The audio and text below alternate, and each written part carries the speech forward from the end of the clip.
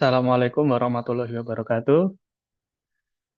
Izinkan saya, Muhammad Dimas Prasetyo, akan mempresentasikan UAS Ekonomi Makro dengan judul Keseimbangan Makroekonomi dan Inflasi dalam Kerangka ADAS.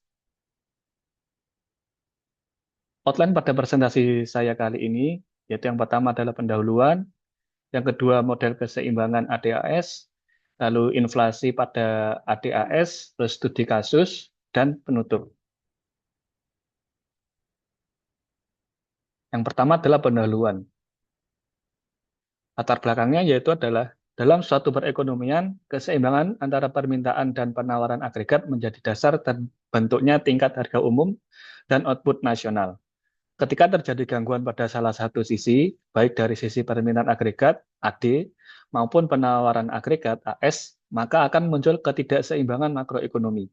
Salah satu gejala utama dari ketidakseimbangan ini adalah inflasi, yaitu kenaikan harga barang dan jasa secara umum dan terus-menerus yang dapat menurunkan daya beli masyarakat dan menimbulkan ketidakstabilan ekonomi. Model aggregate demand, aggregate supply (ADAS) merupakan alat analisis utama dalam ekonomi makro untuk menjelaskan proses terbentuknya keseimbangan harga dan output. Melalui model ini dapat dipahami bagaimana berbagai faktor seperti konsumsi, investasi, belanja pemerintah, dan biaya produksi mempengaruhi perekonomian secara keseluruhan. Lebih jauh, model ini juga menjelaskan bagaimana inflasi dapat timbul dari tekanan permintaan atau gangguan penawaran, serta bagaimana kebijakan moneter dan fiskal dapat diterapkan untuk mengendalikan dampaknya. Lanjut kepada outline yang kedua, yaitu model keseimbangan agregat demand dan agregat supply. Model ADAS merupakan salah satu kerangka analisis utama dalam ekonomi makro untuk menjelaskan hubungan antara tingkat harga umum dan output nasional real. Model ini menunjukkan bagaimana permintaan agregat dan penawaran agregat berinteraksi untuk menentukan keseimbangan makroekonomi, baik dalam jangka pendek maupun jangka panjang. Titik potong antara kurva AD dan AS menunjukkan kombinasi tingkat harga dan output real yang terjadi dalam perekonomian pada suatu waktu tertentu.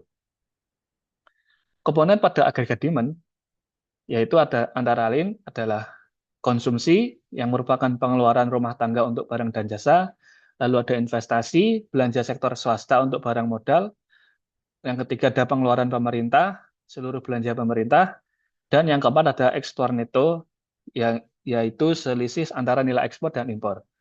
Semua itu merupakan total penerimaan terhadap barang dan jasa. Lalu kemudian pada aggregate supply, yaitu adalah short run aggregate supply, yaitu adalah kurva yang menunjukkan hubungan positif antara harga dan output dalam jangka pendek. Yang kedua ada long run aggregate supply, yaitu kurva vertikal yang mencerminkan output potensial maksimum suatu negara. Lalu grafik dasar keseimbangan dalam model ADAS, keseimbangan makroekonomi tercapai saat kurva AD memotong kurva AS. Titik potong antara AD dan AS menunjukkan keseimbangan jangka pendek, di mana output dan harga terbentuk berdasarkan interaksi permintaan dan penawaran dalam kondisi faktor produksi dan belum sepenuhnya fleksibel. Sementara itu, titik potong antara AD dan long range agreement supply menggambarkan keseimbangan jangka panjang, yaitu ketika perekonomian berada pada tingkat output potensial dan seluruh sumber daya digunakan secara efisien. Pada titik ini, perubahan harga tidak lagi mempengaruhi output real karena ekonomi telah mencapai kondisi full employment. Grafik ADAS sangat berguna untuk menjelaskan dinamika inflasi, pertumbuhan ekonomi, dan respon kebijakan fiskal maupun moneter terhadap perubahan kondisi ekonomi. Yang di kanan ini adalah grafik dasar keseimbangan. Yang garis biru itu adalah kurva agregat demand-nya, yang menurun dari kiri atas ke kanan bawah. Lalu yang kurva warna oranye yaitu kurva SR agreement supply, yang naik dari kiri bawah ke kanan atas. Lalu yang garis hijau putus-putus itu LRAS. Pergeseran kurva pada model ADAS yang pertama adalah pergeseran kurva AD. Pergeseran pada kurva AD biasanya disebabkan oleh perubahan dalam komponen permintaan agregat, seperti peningkatan konsumsi rumah tangga, investasi swasta, atau pada belanja pemerintah. Misalnya, ketika pemerintah meningkatkan pengeluaran untuk infrastruktur, kurva AD akan bergeser ke kanan, yang mendorong kenaikan output dan tingkat harga, yang hal ini dapat menimbulkan inflasi permintaan atau demand pull inflation. Yang kedua, yaitu pergeseran kurva AS, yang terjadi akibat perubahan pada biaya produksi seperti harga energi, upah tenaga kerja, atau harga bahan baku.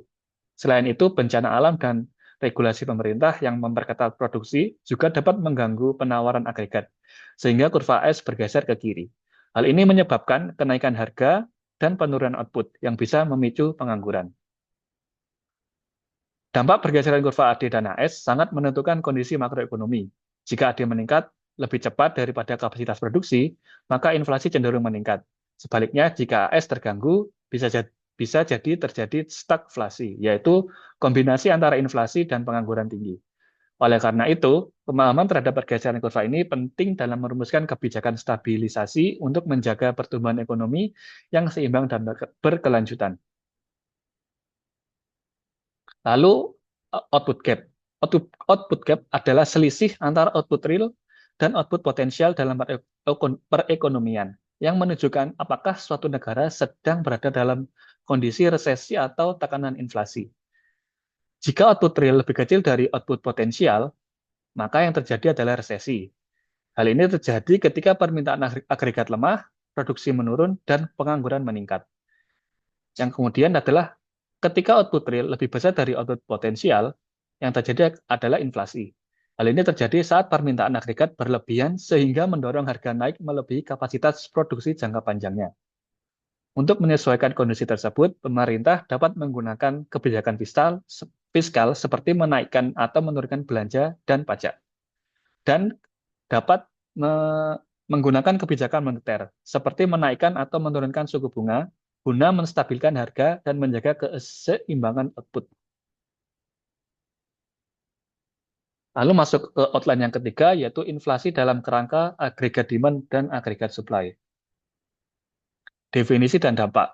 Inflasi adalah keadaan ekonomi di mana terjadi kenaikan harga-harga barang dan jasa secara umum dan terus-menerus dalam periode waktu yang panjang, yang mencerminkan penurunan nilai real uang dan kelebihan permintaan atau kenaikan biaya produksi dalam kerangka model agregat demand dan agregat supply. Dampaknya sangat luas. Antara lain, yang pertama adalah menurunkan daya beli masyarakat. Ketika harga barang dan jasa naik, nilai real dari pendapatan tetap menurun sehingga masyarakat dapat membeli lebih sedikit. Yang kedua, dampaknya adalah meningkatkan ketidakpastian ekonomi. Inflasi yang tidak terkendali membuat pelaku usaha sulit memprediksi biaya dan harga di masa depan, sehingga menghambat investasi. Yang ketiga, mendorong suku bunga naik. Bank sentral cenderung menaikkan suku bunga untuk mengendalikan inflasi yang dapat memperlambat konsumsi dan investasi.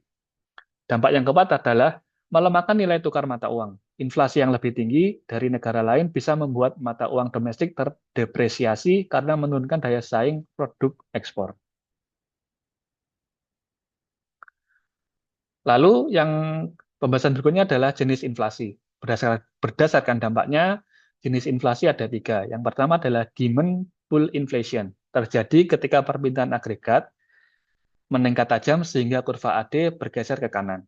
Peningkatan ini bisa disebabkan oleh kenaikan konsumsi, belanja pemerintah, atau investasi yang kemudian mendorong kenaikan harga dan output, terutama saat ekonomi mendekati kapasitas penuh atau full employment. Jenis yang kedua yaitu cost push inflation, muncul saat penawaran agregat menurun, sehingga kurvanya bergeser ke kiri. Hal ini biasanya disebabkan oleh kenaikan biaya produksi, seperti kenaikan harga energi, upah, atau bahan baku, yang menyebabkan harga naik dan output menurun secara bersamaan. Jenis yang ketiga adalah import inflation, terjadi ketika harga barang impor naik, misalnya akibat depresiasi nilai tukar atau kenaikan harga komoditas global. Kenaikan harga impor meningkatkan biaya produksi domestik dan menggeser kurva AS ke kiri, sehingga mendorong inflasi dari sisi penawaran. Berikut adalah grafik pada masing-masing jenis inflasi yang dijelaskan sebelumnya. Yang pertama adalah grafik pada demand pull inflation, yaitu kurva biru bergeser ke kanan, yaitu pada kurva biru yang putus-putus. yang menunjukkan lonjakan permintaan agregat yang mendorong kenaikan harga dan output. Yang kedua yaitu grafik yang tengah, yaitu pada jenis inflasi cost push inflation, kurva AS yang warna oranye bergeser ke kiri, akibat kenaikan biaya produksi yang menurunkan output dan menaikkan harga. Dan yang ketiga yaitu grafik jenis inflasi yang kanan, yaitu pada jenis imported inflation. Kurva AS juga bergeser ke kiri, tapi disebabkan oleh kenaikan harga barang impor, misalnya akibat depresiasi nilai tukar. Pengendalian inflasi dilakukan melalui dua instrumen utama, yaitu kebijakan moneter dan kebijakan fiskal, yang bertujuan menurunkan permintaan agregat agar inflasi tidak terus meningkat. Yang pertama yaitu adalah kebijakan moneter. Bank sentral dapat menaikkan suku bunga untuk mengurangi konsumsi dan investasi, karena biaya pinjaman menjadi lebih mahal. Selain itu, melalui operasi pasar terbuka, bank sentral menjual surat berharga untuk menyerap likuiditas dari masyarakat, sehingga jumlah uang beredar berkurang dan tekanan inflasi menurun. Instrumen yang kedua yaitu kebijakan fiskal. Pemerintah dapat mengurangi belanja negara, terutama yang bersifat konsumtif, untuk menekan permintaan agregat. Selain itu, menaikkan pajak juga dapat digunakan untuk mengurangi daya beli masyarakat, yang pada akhirnya meredam laju inflasi. Lalu masuk pada outline yang berikutnya, yaitu di kasus inflasi. Contoh soal, diketahui indeks harga konsumen atau IHK pada tahun 2023 adalah sebesar 115. Sedangkan IHK pada tahun 2022 sebesar 110. Ditanya berapakah tingkat inflasi yang terjadi pada tahun 2023, berikut adalah cara penyelesaiannya. Rumus pada inflasi yaitu sama dengan IHK pada tahun berjalan dikurangi IHK pada tahun sebelumnya dibagi IHK pada tahun sebelumnya dikali 100%. Yang bila nilainya dimasukkan yaitu adalah 115 dikurangi 110 dibagi 110. Yang menjadi 5/110 dikali 100%.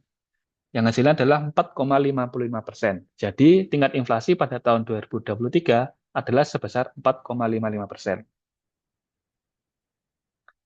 Berdasarkan hasil contoh soal atau studi kasus sebelumnya, dapat diinterpretasikan, yaitu yang pertama adalah berdasarkan hasil perhitungan tingkat inflasi tahun 2023 sebesar 4,55%, yang menunjukkan bahwa harga rata-rata barang dan jasa dikonsumsi masyarakat mengalami kenaikan sebesar 4,55% dibandingkan tahun sebelumnya, yaitu tahun 2022. Artinya, dengan jumlah uang yang sama, daya beli konsumen menjadi sedikit berkurang karena harga-harga mengalami peningkatan. Yang kedua, yaitu kondisi inflasi sebesar 4,55% ini masih termasuk kategori inflasi ringan, yang umumnya masih dianggap stabil dan terkendali oleh banyak negara, termasuk di Indonesia. Namun demikian, jika tren kenaikan ini terus berlanjut tanpa diimbangi oleh peningkatan produksi atau pendapatan, maka dalam jangka panjang bisa berdampak pada penurunan konsumsi, meningkatnya biaya hidup, dan potensi tekanan terhadap sektor moneter serta sektor fiskal. Yang terakhir, yaitu adalah penutup dari presentasi saya dapat diambil kesimpulan yaitu keseimbangan makroekonomi dalam model agregat demand dan agregat supply terbentuk dari interaksi antara permintaan agregat dan penawaran agregat, baik dalam jangka pendek maupun jangka panjang. Titik keseimbangan ini menentukan tingkat output dan harga umum dalam perekonomian. Ketika terjadi ketidakseimbangan seperti output gap, maka diperlukan intervensi kebijakan ekonomi agar perekonomian kembali pada jalur stabilitas. Sementara itu, inflasi merupakan fenomena ekonomi penting yang perlu dikendalikan karena berdampak langsung terhadap daya beli masyarakat dan kestabilan ekonomi nasional. Inflasi dapat disebabkan oleh peningkatan permintaan, demand pull, lalu kenaikan biaya produksi, cost push, maupun faktor internal seperti import inflation. Oleh karena itu, penggunaan kebijakan moneter dan fiskal secara tepat menjadi kunci dalam menjaga keseimbangan harga, mendorong pertumbuhan ekonomi, serta menciptakan iklim ekonomi yang sehat dan berkelanjutan. Sekian presentasi dari saya, kurang lebihnya mohon maaf. Terima kasih. Wassalamualaikum warahmatullahi wabarakatuh.